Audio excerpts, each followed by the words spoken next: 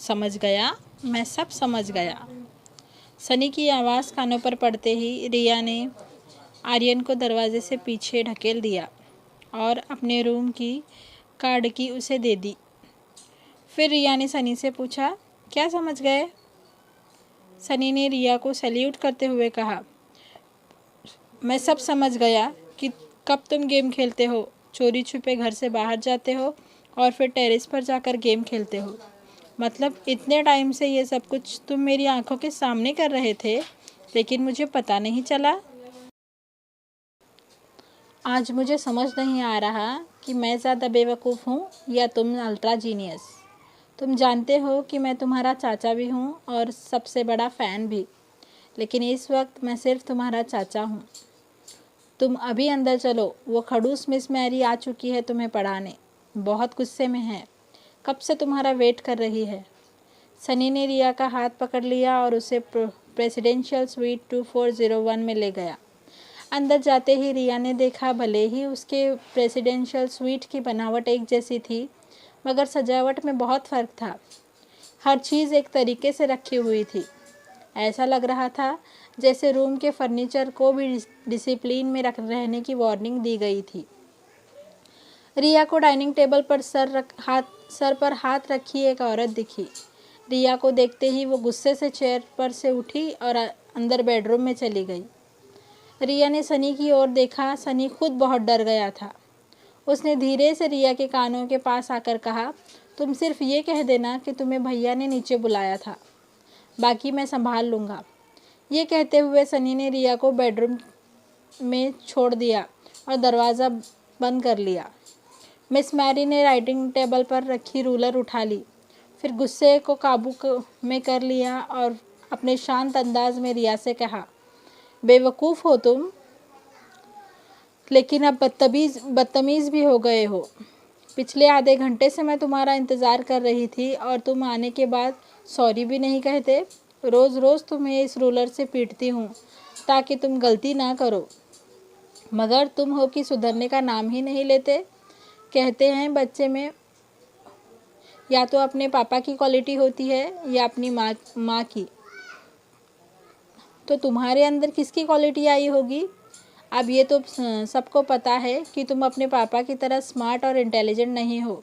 तब तो तुम ज़रूर तुम्हारी माँ की तरह बेवकूफ़ होंगे, तभी तुम इतने बेवकूफ़ हो और आप बदतमीज़ भी हो गए हो। तुम्हारी वजह से तुम्हारे दादा दादी ने तुम्हारे पापा को घर से निकाल दिया, बेशरम। चलो ठीक है, फिर आज मैं तुम्हें ऐसा सबक सिखा दूंगी कि तुम्हें हमेशा याद रहेगा।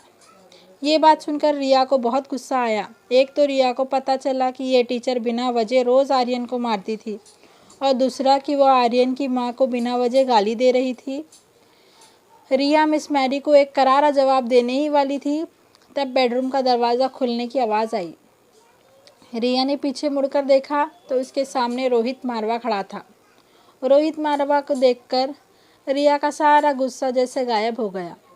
उसके चेहरे पर बिना उसे पता चले एक स्माइल आ गई। रोहित को देखते ही मानो रिया को पंख आ गए थे। वो किसी परी की तरह उड़ने लगी। बहुत जल्द रिया को इस बात का एहसास हुआ कि ये कोई सपना नहीं बल्कि हकीकत है। जैसे ही रोहित रिया के पास आने लगा, रिया ने एक प्यारी सी मुस्कान देकर रोहित से कहा, हाय डैड। रिया की ये मुस्कान देखकर रोहित सरप्राइज हो गया। उसे आर्यन कभी इस तरह रोहित को ग्रीट नहीं करता था। रोहित ने मिस मैरी के हाथ में रूलर देखी। रोहित ने मिस मैरी से पूछा, टीचर सब ठीक है ना? आर्यन ठीक से पढ़ाई कर रहा है ना? मिस मैरी ने सिचुएशन देखते हुए एक अलग ही ड्रामा करना शुरू कर दिया। रूलर राइटिंग टेबल पर रखकर वही चेयर पर बैठ गई। लगभग रोती हुई आवाज़ में रोहित से कहने लगी, मिस्टर रोहित, मैं बहुत कोशिश कर चुकी हूँ, मगर आर्यन है कि सुधरने का नाम ही नहीं लेता। ना होमवर्क करता है, ना मेरी कोई बात सुनता है। उसका IQ लेवल किसी 2 साल के बच्चे से भी कम है। मैंने अपना सारा ध्यान इसे पढ़ाने में लगा दिया, मगर रिज़ल्ट हमेशा की तरह ज़ीरो ही निकलता है।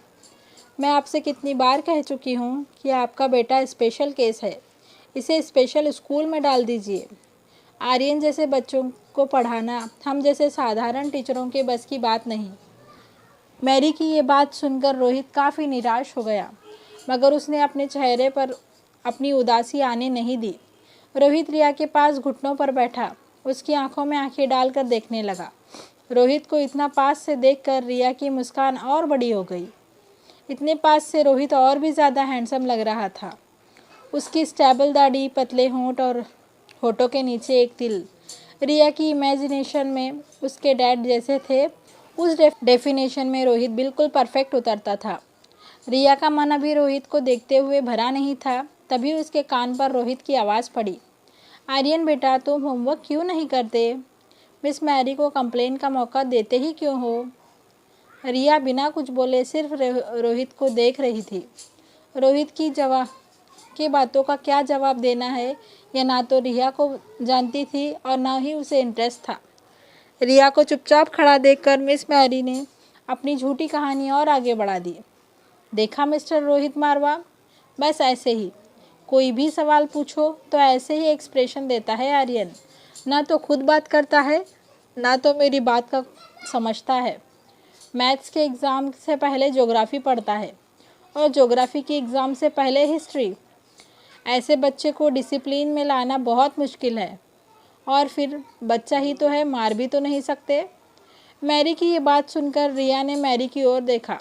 रिया को पता था कि टीचर साफ झूठ बोल रही थी। वो रोज़ आर्यन को मारती थी। रोहित पास की चेयर पर जाकर बैठ गया। रोहित का सर झुक चुका था। ऐसा लग रहा था जैसे रोहित ने आर्यन को लेकर हार मान ली हो। रिया से रोहित की हालत देखी नहीं जा रही थी। रिया रोहित को कुछ कहे उससे पहले मिस मैरी ने अपनी आखिरी चाल चल दी। वो रोहित के पास आई और बिल्कुल धीमी आवाज़ में कहने लगी, मिस्टर रोहित, मेरी बात मान लीजिए। आर्यन को स्पेशल स्कूल की ज़रूरत है। वहाँ के टीचर्स ऐसे ऑटिस्टिक बच्चों को पढ़ाने में ट्रेंड होते हैं। आर्यन उनके अंडर ट्रेन होगा तो बड़ा होकर आप पर बोझ नहीं बनेगा। ऐसी एक स्कूल में मेरा कांटेक्ट है। हमें जल्दी फैसला लेकर आर्यन को वहाँ भेज देना चाहिए। मिस मैरी की बात सुनकर रिया हैरान हो गई। उसे पता था कि आर्यन एक नॉर्मल बच्चा है। उसे ऐसे स्कूल में जाने की कोई ज़रूरत नहीं है। वो देख सकती थी कि मिस मैरी किसी गहरी प्लानिंग में थी। रिया ने सोच लिया था कि अगर रोहित ने आर्यन का साथ नहीं दिया और मिस मैरी की बात मान ली तो वो अपनी मम्मा को सब कुछ बता देगी, आर्यन को यहाँ से छुड़ा लेगी और फिर रोहित से कभी नहीं मिलेगी। वो शांत खड़ी रोहित के जवाब का इंतज़ार कर रही थी। मिस मैरी ने रोहित के कंधे पर हाथ रखकर उसे फिर से पूछा, mister Marwah, I am waiting for your answer. Rohit ने अपना सर से हाथ हटाया और बिना मिस मैरी की आंखों में देखे आवाज़ लगाई, सनी, सनी यहाँ आओ। रोहित को इतनी ज़ोर से चिल्लाते सुन सनी दौड़कर बेडरूम में आया। वो घबरा कर रोहित से पूछने लगा, क्या हुआ भैया? क्या आर्यन से कोई गलती हुई? सनी रिया की ओर देखने लगा। वो इशारे से रिया से पूछने लगा कि क्या हुआ। उसे डर था कि कहीं रोहित के सामने आर्यन का गेमिंग वाला राज तो न खुल गया हो। तभी रोहित ने सनी से कहा, सनी एक काम करो, मिस मैरी को पूरे 1 साल की फ़ीस दे दो और उनसे कह देना कि अगर वो आर्यन को नहीं पढ़ा सकती तो हम किसी और को ढूंढ लेंगे। कल से यहाँ आने की ज़रूरत नहीं। रोहित की ये बात सुनकर मिस मैरी शॉक हो गई। उसने सोचा नहीं था कि रोहित उससे इस तरह बात करेगा।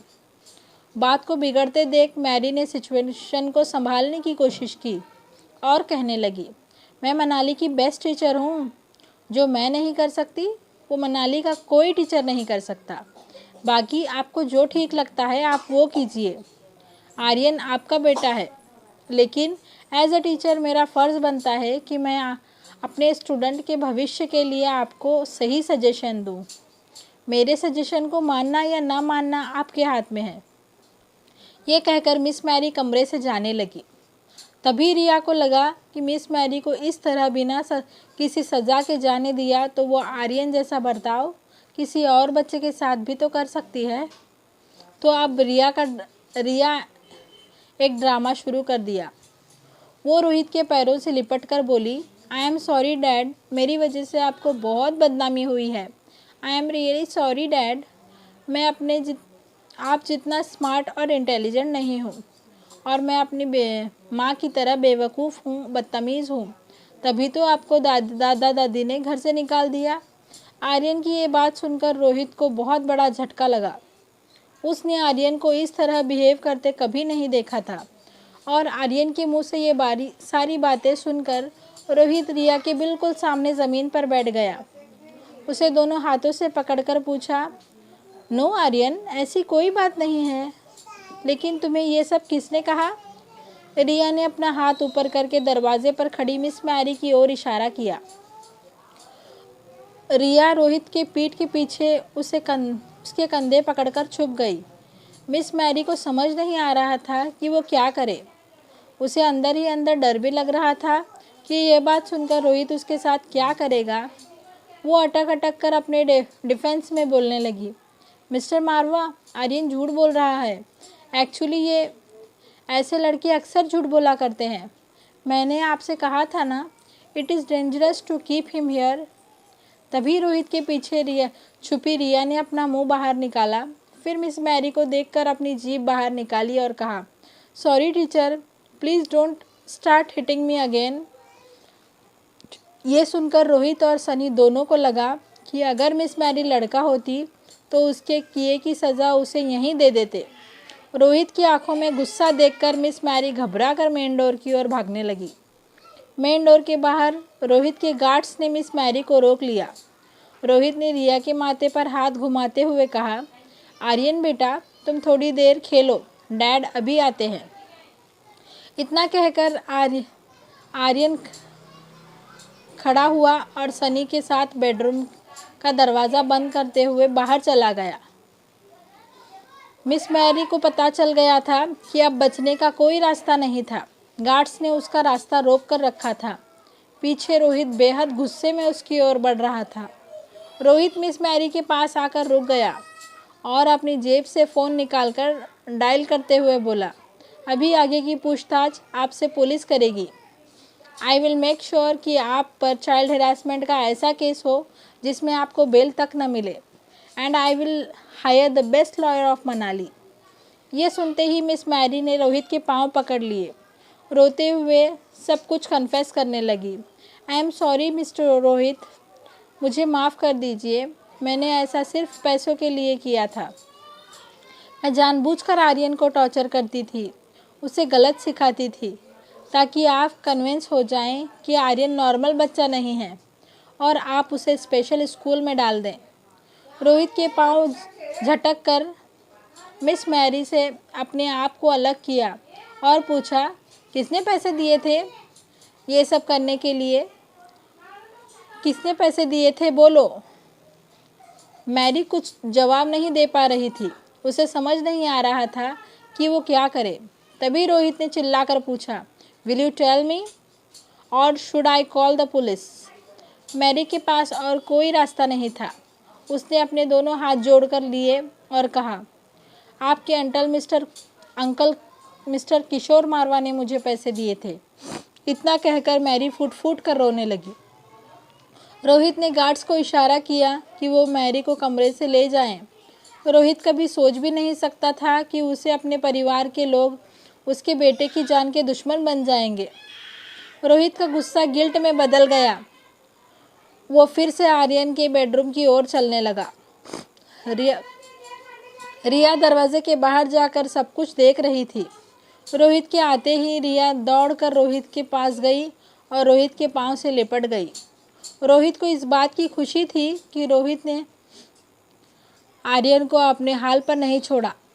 इनफैक्ट वो तो आर्यन से बहुत प्यार करता था। रिया के सपनों के डैड की कल्पना में रोहित अब और भी ज़्यादा फिट हो गया था। रोहित ने रिया को उठा लिया और बड़े प्यार से पीठ थपथपाकर कहने लगा, आई एम सॉरी बेटा, आज के बाद no more tuition and no more tuition teachers. आज के बाद तुम्हें मैं खुद पढ़ाऊँगा। ये सुनकर रिया की आंखें और चौड़ी हो गई। उसे लगा कि उसका सारा खेल उल्टा हो गया। रोहित के पढ़ाने से कहीं आर्यन और किसी मुसीबत में ना फंस जाए। Presidential suite 2402।